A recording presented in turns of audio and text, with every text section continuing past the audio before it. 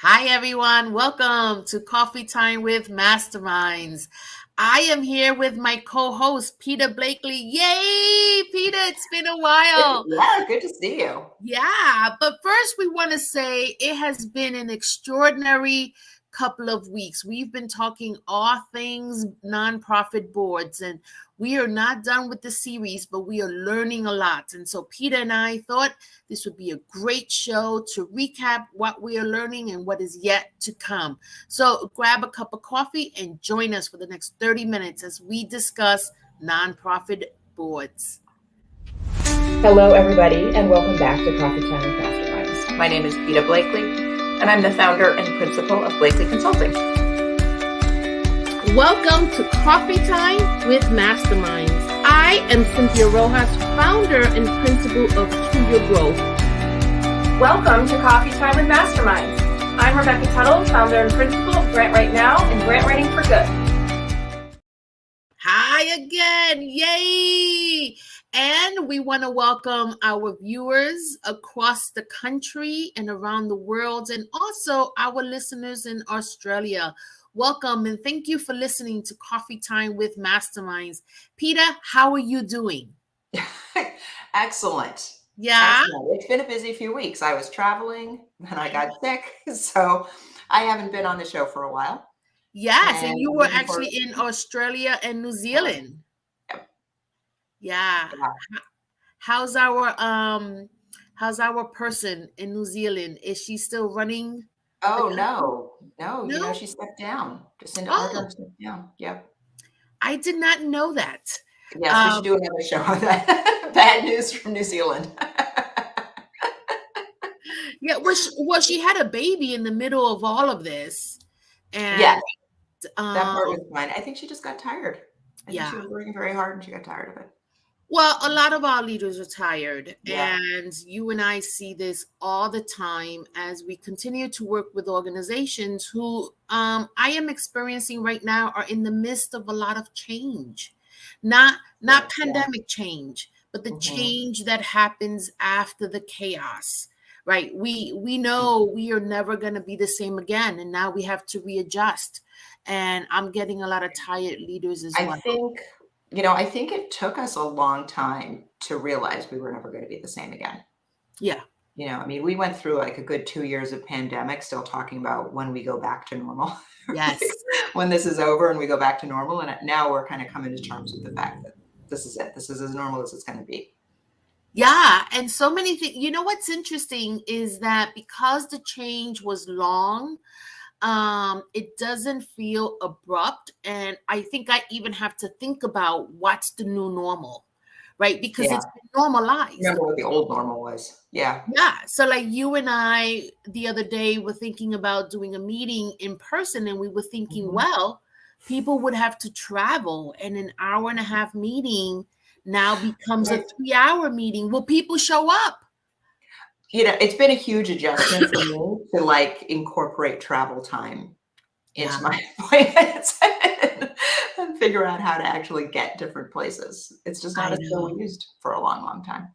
I know. I know. It's been really interesting. And we've been talking to leaders and board members and also realizing that boards like the hybrid meetings, they are Yeah. still reporting high attendance, Mhm. high engagement, Yep. and the fact I haven't asked anyone, but I'm sure it's helped in recruitment. Because if you are an adult that cares for a family member or needs Yep. to be home at a certain hour and you want to juggle both, now you Right. can, Yeah. right? You can be Yeah. Yeah. I home, mean, but it really also, reduces a lot of barriers to participating. yeah, Yeah. yeah. I love that. So, as you've been talking to people over the last few weeks about building great boards, what, in your opinion, makes a board great? What's the difference between a great board and an average board? Yeah. Well, since you're asking me, I'm going to tell you what I think. And then Mhm. we have some slides that highlight some of the things that our recent guests have said. But in almost all the shows, I mentioned this idea that, and this is true for me, and I'm going to go out there and say it's probably true for a lot of people. very few people choose to volunteer for something to feel lonely. Yep. The reverse of that is that oftentimes we are volunteering our time because we want to have relationships, because we want to feel connected. Yep. And one of the most important things, in my opinion, in making a board great is developing connection between board members, between the people we're serving, and board members, between staff, and definitely the leader of the organization.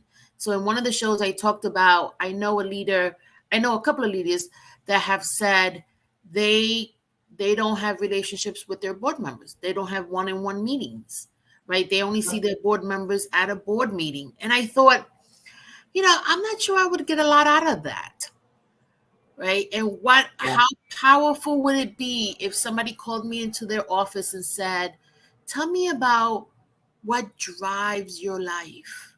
What is your purpose? Oh my God, I would love that. I would love for somebody to ask me that. And how that engages people in a different way. So I'm thinking engagement and relationship. What have you seen with board members? And I know you do a lot of evaluation work and may or may not be engaged with board members, but what has been your experience lately? So one of the things that I know you've talked about with several of these guests is having the right people on the board, right? But I think also harnessing the right people, right? So they can act a little bit like a peanut gallery, right? Where they are reacting to things, but they're just reacting, right? And I think that dynamic gets set up when they're not really sure what their job is, or why they're being asked to have an opinion about this thing.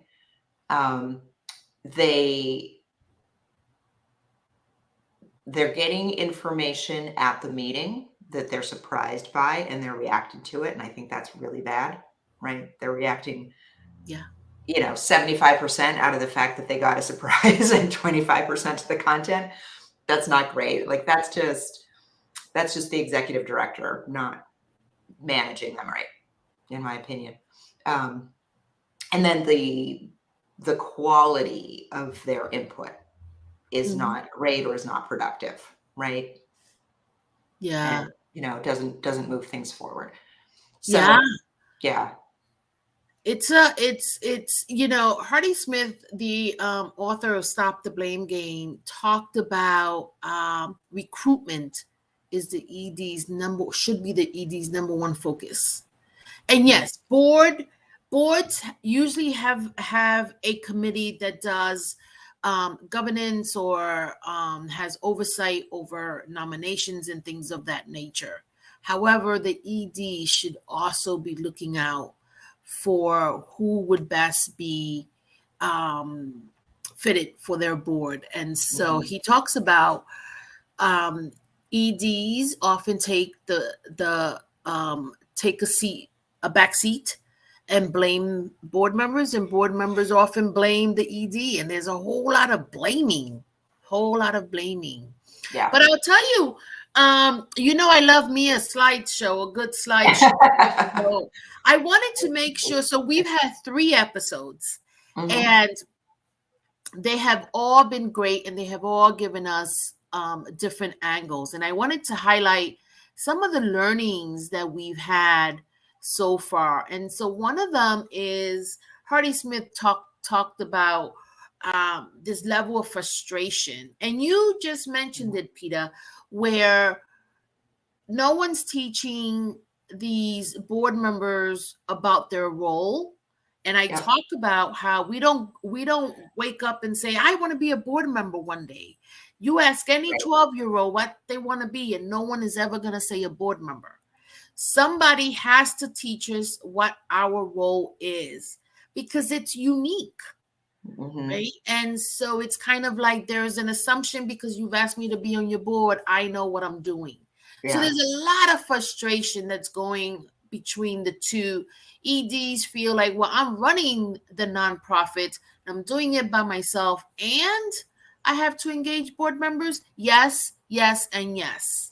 Right. Mhm. Let's just put it out there. It is part of your role. And if you're too busy doing something else, you should be evaluating your tasks. Right. And so prioritizing that.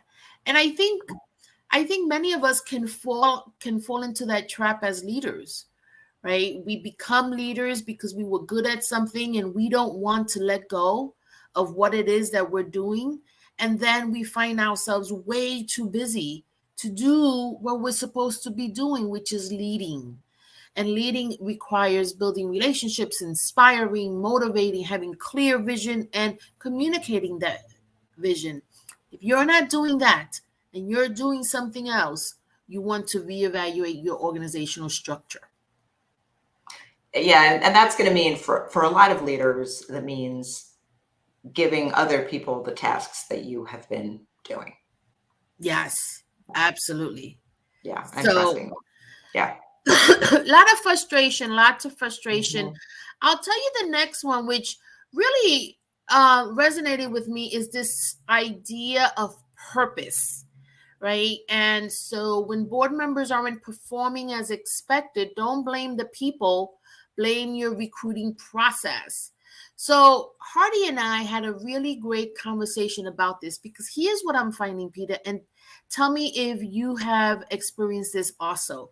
We get boards who are recruiting people because they're attorneys or because they are accountants, and we think that we're going to be able to get some free advice. And sometimes we do, and sometimes we don't, right? Mhm. Or we have a local bank that's made a commitment to community relations, and part of that is mandating their staff to serve on boards. And for those individuals, this is a task and part of their work responsibilities. Well, guess what happens in that case? Yeah, this is a good example of like activity alignment without mission alignment. They might do that task competently, but are they going to do it in a way that is really aligned and makes sense for the organization's strategy? Right? Yeah. And so I asked Hardy about this because I see it all the time. And I said, well, what do you do with those board members? And you know what he said? Mhm. Don't recruit them. Don't recruit somebody just because their job told them they have to serve on the board. And I'll tell you why this is important. Because I know, at least in New Haven, Connecticut, there are some programs that do almost like a dating match where they train a bunch of folks on their role as board members, and then they have an event and they bring nonprofits together to mingle and to meet each other and to do some recruitment. Well, that's a technical fix. Probably a good, easy way to find people. But it's not necessarily the right people to an adaptive problem, right? And so the problem is much greater.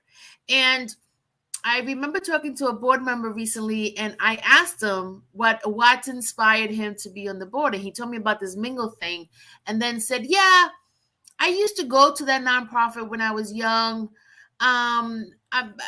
It just seemed like a good idea." And I thought, wow, like Peter, I love the arts, right? I love going to the theater, but I don't love the arts, right?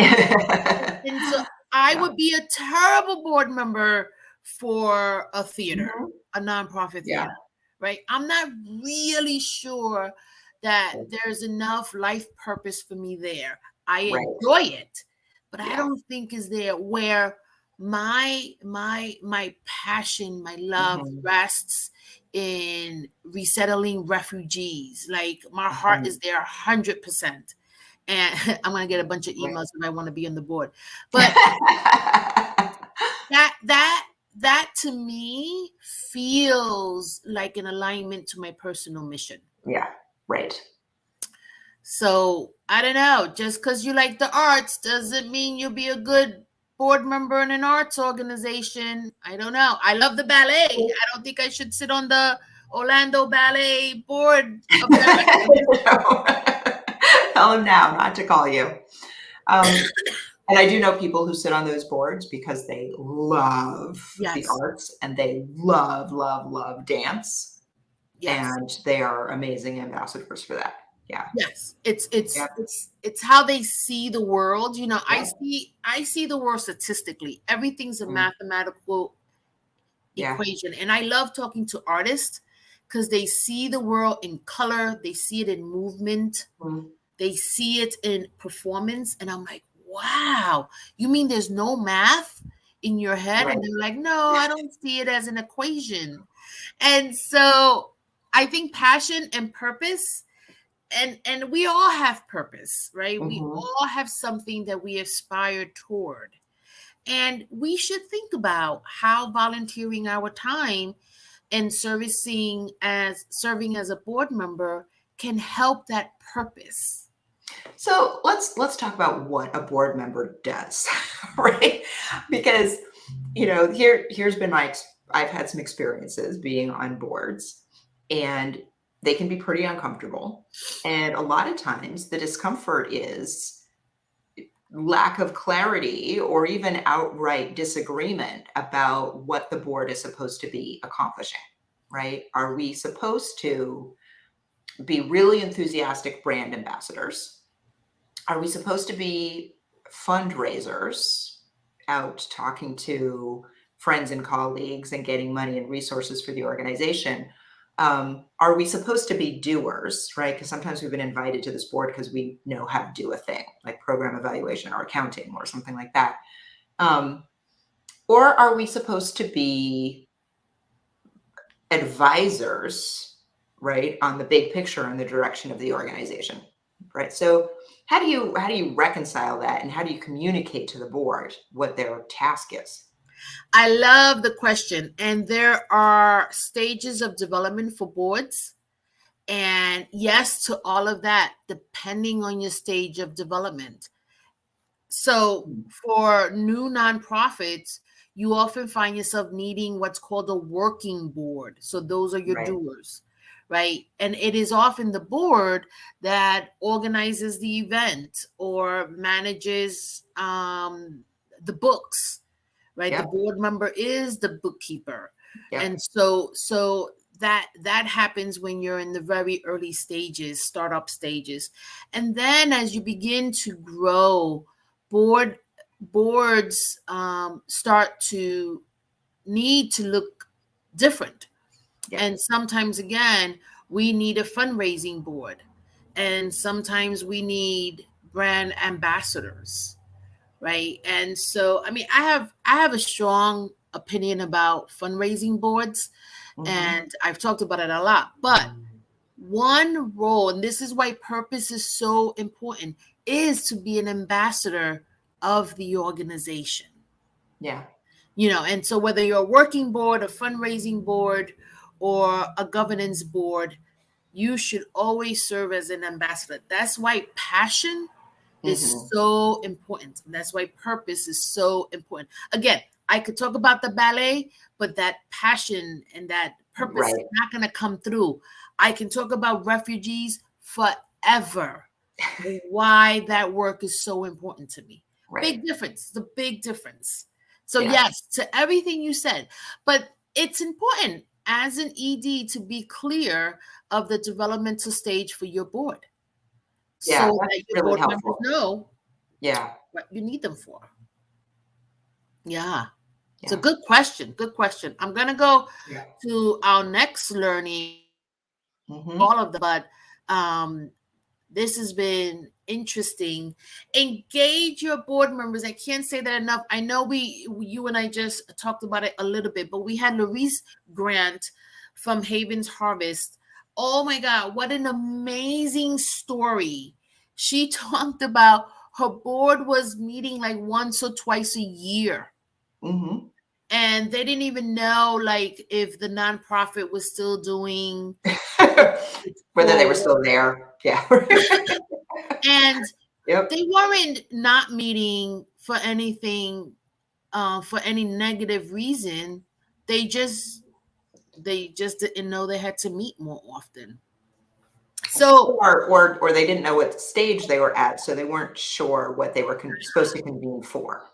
So Right. I asked her, I said, well, and not only did she increase their meeting and their engagement, she transformed them into a fundraising board. Oh my God. I tell her every leader in this country wants to watch this video now.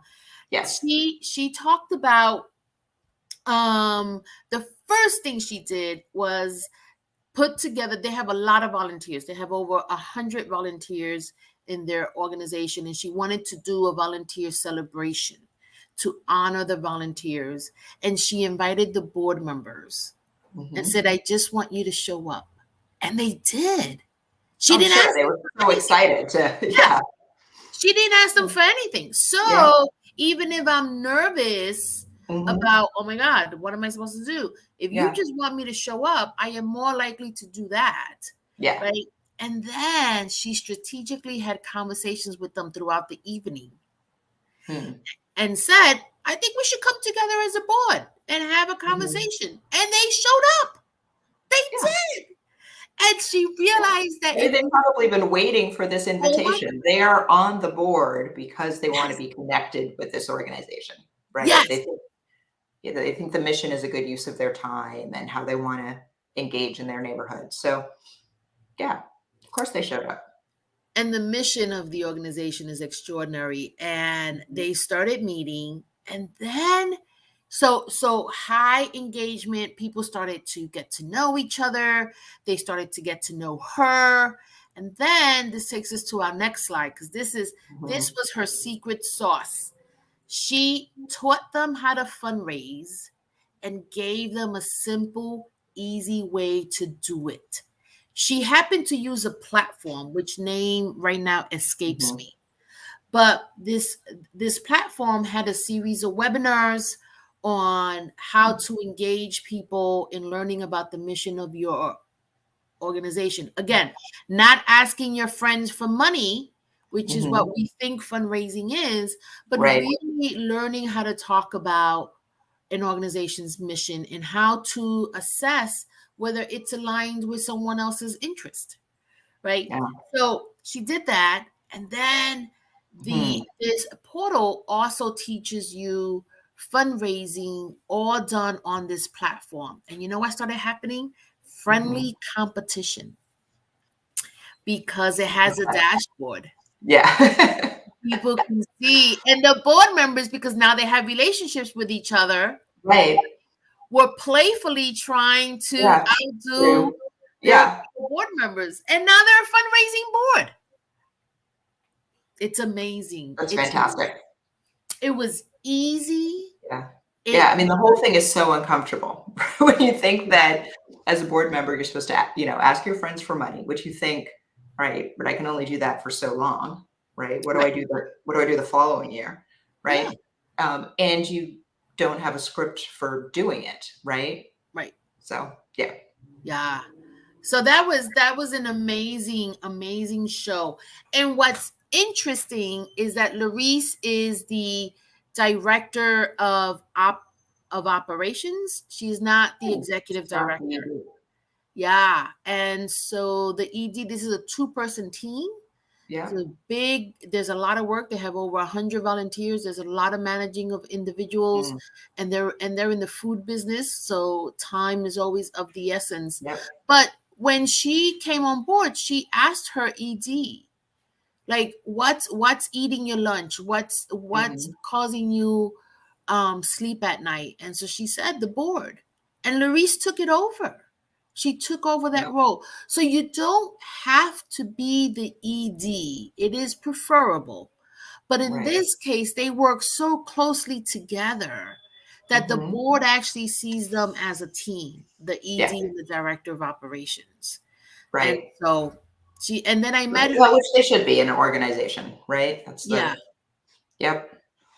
And I met her ED at another event, and I told her, that Larice, she's very special. And the ED just says she's just a heaven sent, and she's just amazing. So there's a lot of appreciation from the ED. And then we had Sharon Zanoski. Now, Sharon, if you are in New Haven, or even if you're in the state of Connecticut, you know Shannon Zanoski. She's been doing this for 40 years. She has an amazing reputation in working with boards. She's also an extraordinary fundraiser. So she's been in it for a really long time. And we talked about transformation. What are boards needing to do now? Yeah. And she said, we're moving away from that old traditional board of governance only to becoming a purpose-driven board. And so she cited these 4 principles from Board Source. And one is your board should be putting mission above all else. Right. Okay. And so that should be number 1. Are you meeting your mission? Are you reaching the population that you want or said that you would reach? Like boards should be really focused on that. 2 is have a collaborative mindset. Work with other organizations. You should not be working in isolation. This is where boards can be very helpful, right? What are the partnerships that we should have? Yeah. Look at your board as part of an ecosystem and not as just an organization serving 200 people. But really, what does that look like? And this is where one ED can't do all of that. This is where the board can come in and serve as ambassadors. She talked about inclusion, diversity, and including every voice. And we spent a lot of time on that. That's easier said than done. But many boards are now stopping at the diversity. And we talked about how to be welcoming, right? And accepting of different cultures. So, and what does it really mean to include a voice? And she gave a really great example. And if you're interested, you should look that up. And the last thing, which I thought was interesting, authorizing your voice. And the voice of the organization should come from the people it is serving or the people who are being impacted. Yeah. I thought, wow, that was really powerful. And she's great. Yeah. She's really, really great. Someone that I think we should have on again. Definitely. What else is coming up? Yeah. What else do we have? What are we learning next? Oh my God. So next we're going to have an ED who has quite the diverse board. And she has parents on her board. She has the individuals that she serves. She has Black and brown individuals. And, it's another thing that leaders struggle with. How do I diversify my board? And she only knows a diverse board. So she's going to talk about it from a lens of this is very natural to her. And so can't wait to have her on. We're also going to have, so she's Dr. Ferguson. We're going to have Dr. Forrester, who works at a nonprofit. She's been here before on our show, where she has a really high engagement strategy with her board. Alice is all about relationships. And so we're going to talk to Alice how that has helped her. And she has grown her organization exponentially. And I am dying to ask her, what is the relationship between her approach to board members and the growth that she has experienced? Yeah. And then so many people say, or I think this was the old thinking, like, well, we can't really diversify our board because they're a fundraising board, right? Right. And so we have to, which is not true for multiple reasons. Yeah. I mean, I have strong opinions about that fundraising thing, but we are also having Ann Yarosik come back. And so last week we reran an episode where she talked about the importance of strategic plans.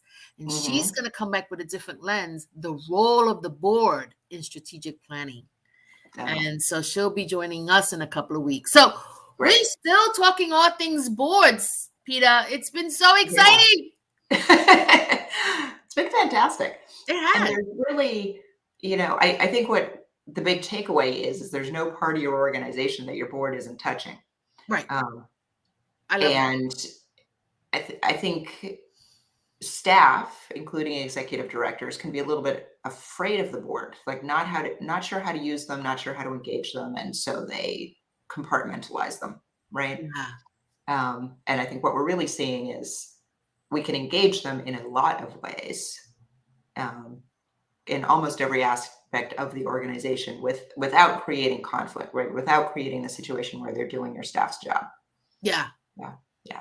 Yes. Love it. Yep. So we want to tell our viewers and our listeners to stay tuned, to continue watching and listening as we continue this really important conversation, all things nonprofit boards. And with that, we say have a great weekend. Have a great weekend, everybody. Next week's show. Bye.